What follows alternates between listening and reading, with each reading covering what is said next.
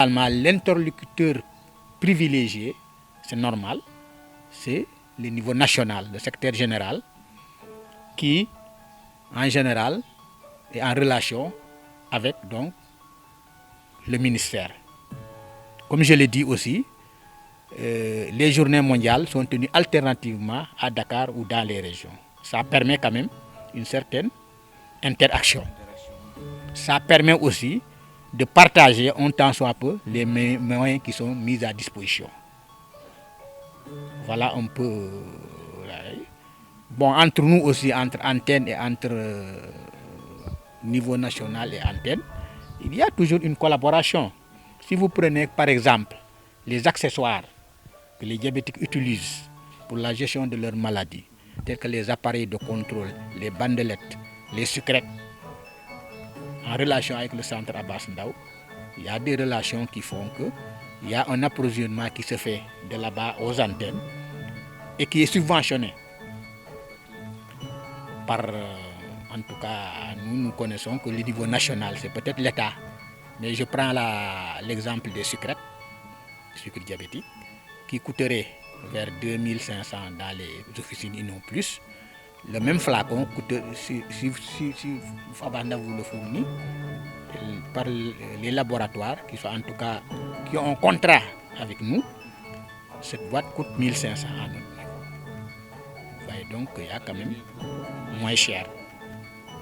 Les bandelettes, ainsi de suite. Donc ça aussi c'est important sur le plan appui.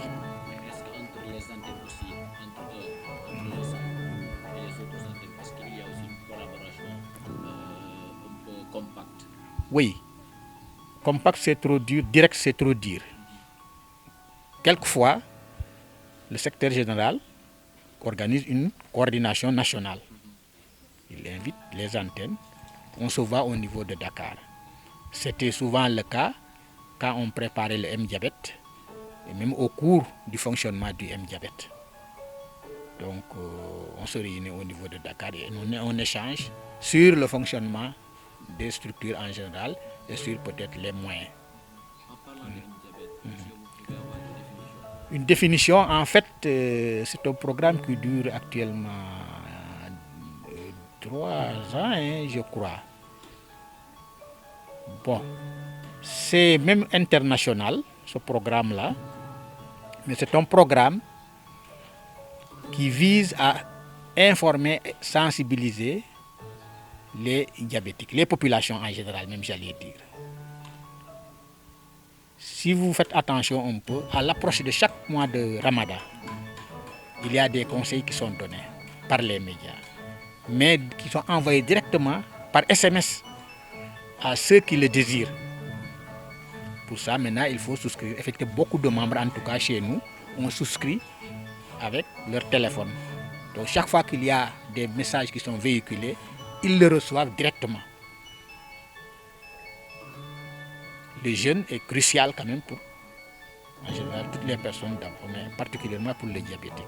C'est ainsi qu'en le préparant, il donne des conseils, mais il demande surtout de se rapprocher au niveau des spécialistes pour voir quels conseils donner, pour savoir si oui ou non, vous, diabétiques, votre niveau peut vous permettre de jeûner oui ou non. C'est extrêmement important. Au début, avant et après, pareil, je donne un exemple seulement, donc ce véhicule, ces messages sont véhiculés. Souvent, ils le négligent.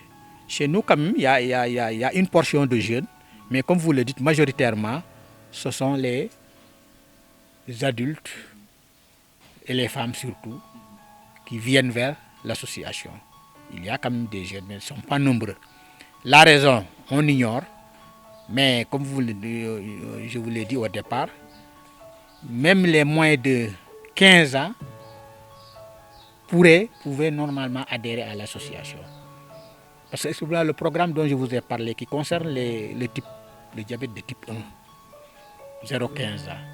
Nous avons des difficultés aussi à dire au niveau de la région combien d'enfants sont atteints par le diabète. Et pourtant, le centre va dégager beaucoup de moyens et il va quand même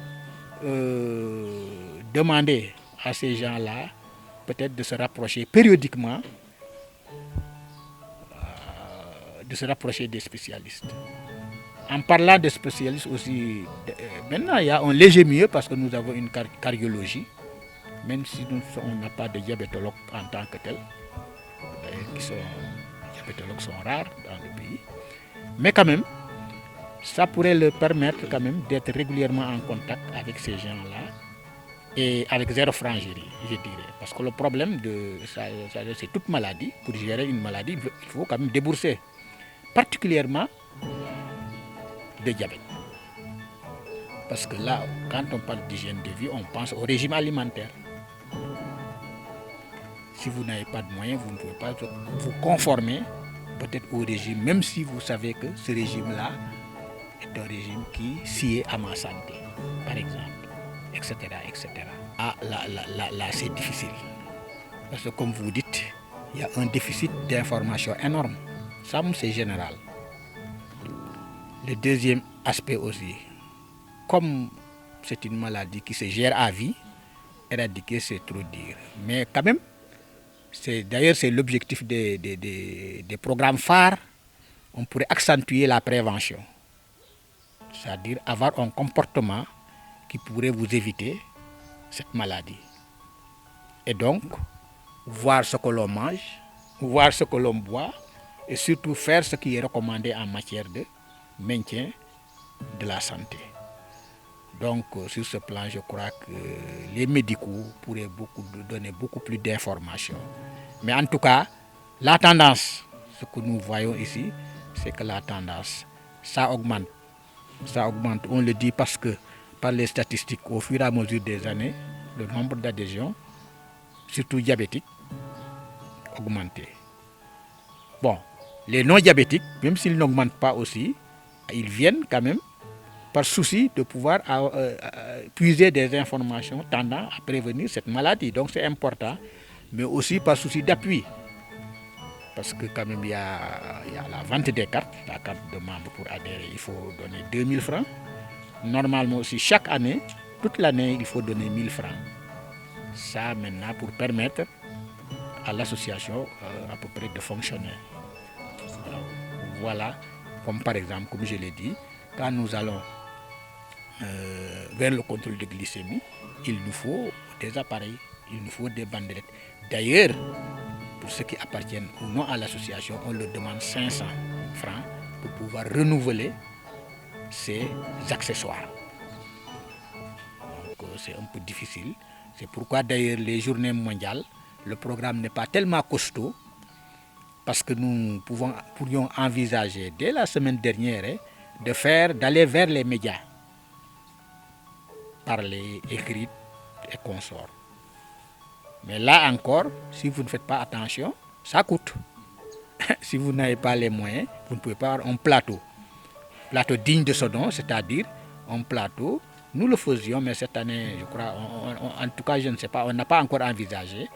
Les médecins de la région aussi appuient et bénévolement pour nous accompagner au niveau des radios pour qu'on puisse parler quand même de cette maladie. C'est important.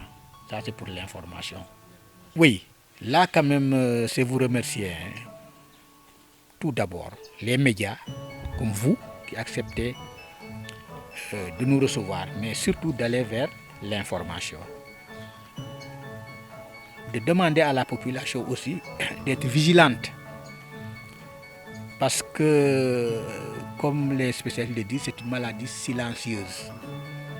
Généralement, on peut être atteint sans le savoir. Les manifestations, généralement, seuls les spécialistes peuvent vous donner des indications là-dessus. Donc, il faut être vigilant. Il faut surtout essayer de voir quelquefois, en tout cas, son statut. Ce que les gens ne font pas souvent. Ce qui fait que, en général, on est atteint, on reste longtemps sans savoir qu'on est atteint. Maintenant, la gestion devient difficile. Donc, il faut être préventif, il faut être vigilant, il faut aller vers l'information, il faut surtout essayer quand même de suivre les recommandations des personnels de santé. En tout cas, c'est des conseils que nous donnons à nos membres, c'est des conseils que nous nous donnons nous-mêmes C'est ça en général que nous faisons au niveau de l'association.